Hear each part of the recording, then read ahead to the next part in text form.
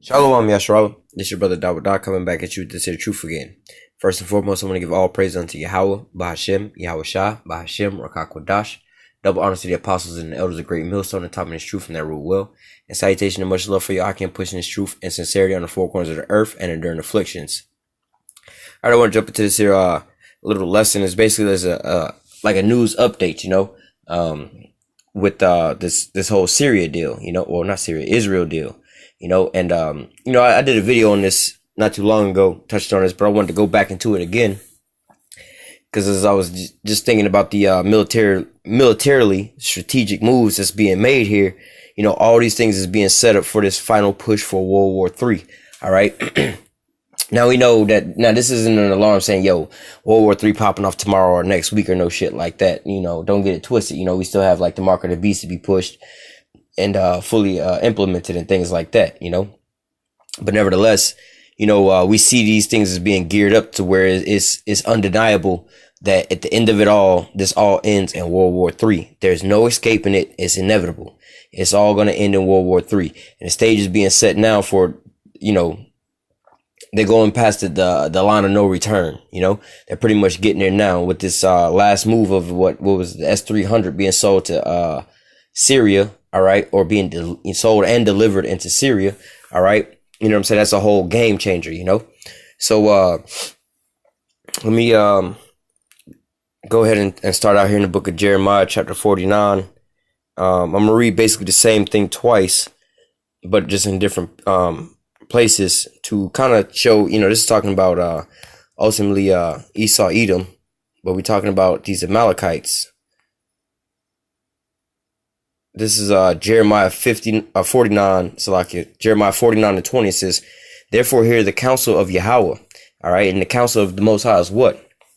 That's the men of the Lord out there prophesying the things that the Most High told us to prophesy about. All right. Like this, for example, right now. All right. This is the counsel of the Lord, what the Most High has planned and his will for these people that we about to get into. All right. This is what the Most High has planned and purposed. All right. It's like somebody saying, all right, look, this is what's finna happen. And you finna go over there and you gonna wash that car and you gonna go over there and you gonna, change these tires and you gonna go over there and do that. So that's what, that would be like the counsel of the boss for his employees. But this is, the Most High is the boss and his employees are the inhabitants of the earth. All right. This is what he got meted out for the, for the people. All right. This is Jeremiah 49:20 again. It says, therefore hear the counsel of Yahweh that he has taken against Edom, the so-called white man. All right. This is the counsel that he has taken against the so-called white man and his purpose that he's purposed against the inhabitants of Teman. All right. So this is what he got purpose against, these so-called white people. All right. This is his purpose and his plan, his will, what he's going to do. All right. It says, surely the least of the flock shall draw them out. Surely he shall make their habitation desolate with them. All right. Let me just continue on reading down. 21. The earth is moved at the noise of their fall. At the cry of the noise thereof was heard in the Red Sea. Behold, he shall come up and fly as the eagle and spread his wings over Basra. And at that day shall the heart of the mighty men of Edom be as the heart of a woman in her pangs. Now Basra is the chief city in Edom. All right. So it's still talking about the destruction of these so-called white people, via what? Thermonuclear missiles and ultimately those chariots. All right. But, I wanted to touch on the fact of the matter that these so-called white people was going to be brought down, and, that's just ultimately overall. All right. Now we're going to skip over this here part, talking about, the least of the flock shall draw them out. All right. We're going to skip over that for a second, but we want to go back to Jeremiah 49:20 at the top. It says, now read this closely. It says, therefore hear the counsel of Yahweh that he have taken against Edom and his purpose that he has purposed against the inhabitants of Teman. All right. So it says, therefore hear the counsel of the Lord that he have taken against Edom. All right. Now we're going to go over to Jeremiah 50 and 45. 45.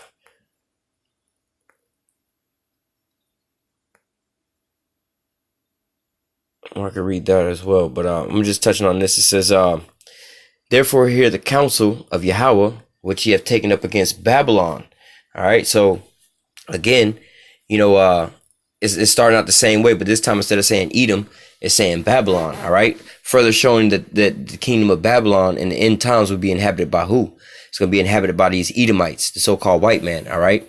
Now, what this lesson is really going into ultimately is the so-called Jewish people, those people living over there in Israel, all right? Who they still Edomites, all right? But they just from the tribe of Amalek, all right? They're called the Amalekites. Just like in the other verse we was reading about Teman, that's just another tribe of these Edomites. They all Edomites, all right? But nevertheless, we chiefly go into Amalek. That's one of the tribes of Edom that we really go into a lot, because why? They're like the main culprit on the damn planet Earth doing everything. These Rothschilds claim to be the so-called Jewish people, all right? So these are the ones that do the most damage on the planet Earth, even though they're the least amount of them. All right. These are the smallest group of these so-called white people. All right. But they're the most dangerous ones. All right. So reading this again, Jeremiah 50 and 45, it says, therefore hear the counsel of Yahweh that he have taken against Babylon, and his purpose that he has purpose against the land of the Chaldeans. All right. Talking about it here in America. Surely the least of the flock shall draw them out. All right, so it says the least of the flock, the least being one group of people, shall draw them out, being a whole different group of people. All right, so it says surely the least of the flock being those Amalekites, the so-called Israelis, the people living in Israel. The least of the flock shall draw them, being the Americans, out. Surely he shall make their habitation. Surely he, all right, the least of the flock is going to cause this all to happen. Via who? Russia. Surely he shall make their habitation, being the land of America, desolate with them. All right. At the noise of the taking of Babylon, the earth is moved, and the cry is heard among the nations. All right. Now let me just briefly touch on that cry heard among the nations. In the book of Revelation, chapter 18.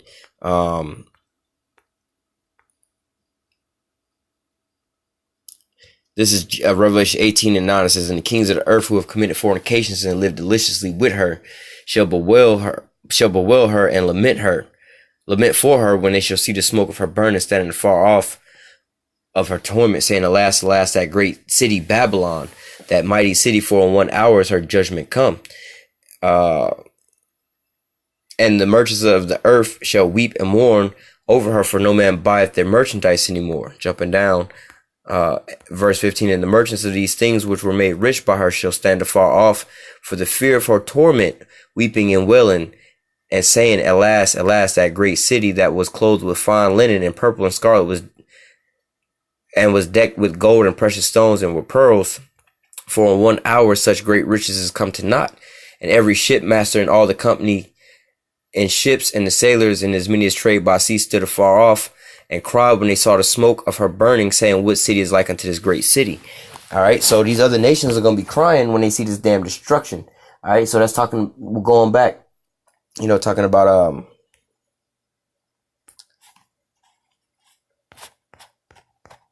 where it says, the least of the flock should bring them out, shall draw them out, and at the noise, Jeremiah 50 and 46. And at the noise of the taking of Babylon, the earth is moved, and a cry is heard among the nations. All right. So when this place, when these Israelis draw out the damn Russians to basically enact this damn war, and they wind up bringing it down this damn judgment on America, all the other nations are going to wind up be bewailing her and be crying and allow for her fall. All right. So let me read this in the book of Ezekiel as well. All right. Then I'm going to kind of just back up with, what was going on in the news a little bit. This is Ezekiel 38 and 1. And it says, hang on one second.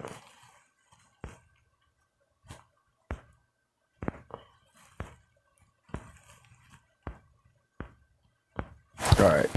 This is Ezekiel chapter 38 and verse 1.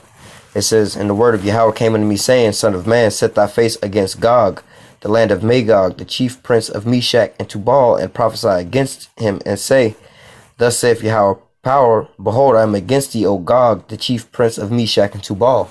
All right, so this is basically talking about Russia, Gog in the land of Magog. All right, that's talking about the Russians. All right, the Most High is saying, look, I'm against thee. For what reason? For what purpose do you have purpose against them? All right, it says verse 4, and I will turn thee back and put hooks into thy jaws, and I will bring thee forth. All right, and talking about that USSR state, that Soviet Union state, you know, a big conglomeration, military might power. All right, bring them all back to that same state of being. All right, it says, and I will turn thee back and put hooks into thy jaws, and I will bring thee forth, and all thy army, horses and horsemen, and all of them clothed with all sorts of armor, even a great company with bucklers and shields, all of them handling swords.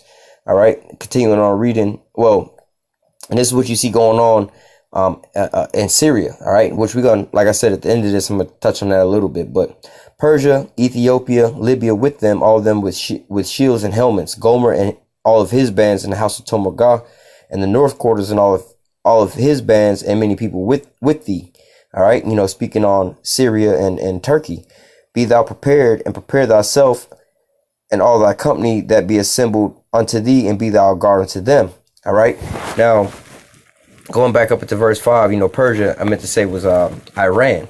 All right, as you starting to see these here players, you got Iran, you got Syria, you got Turkey in the mix. You know what I'm saying? You got all these different, Russia, all in the mix. All right, and then, you know, talking about Israel being the least of them, drawing them out. All right. Now the Russians, it said here. Let me read verse 7. I don't know if I read this now. Verse 7. Be thou prepared, and prepare thyself, thou and all thy company that are assembled unto thee, and be thou a guard unto them. So as you see right now, the Russians are how do you say, upgrading they weaponry. You know, they got hypersonic missiles, which America can't defend itself against. You know what I'm saying?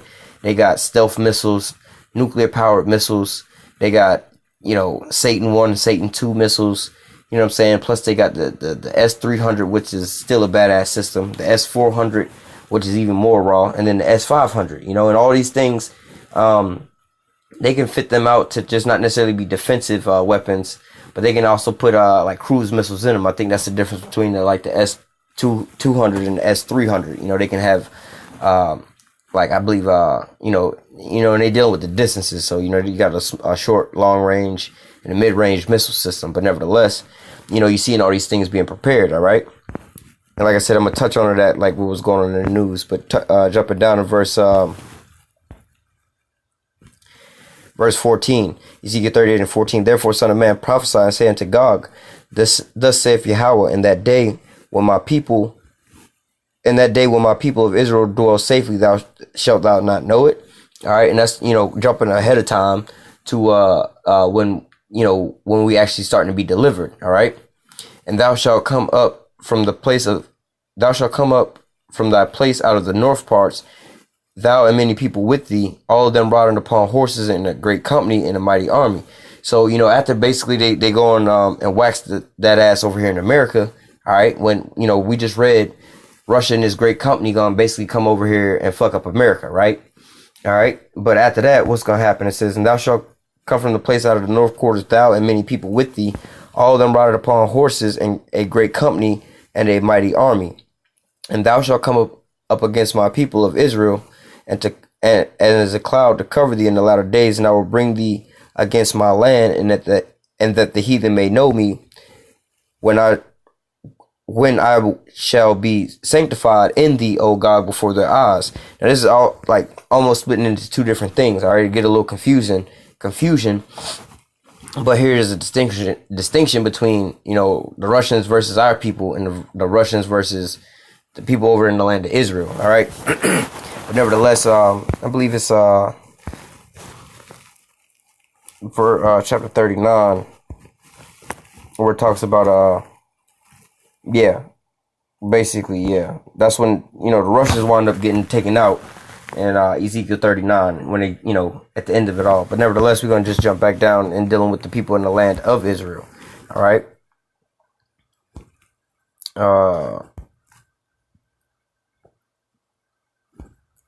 Verse 17, Ezekiel 38 and 17.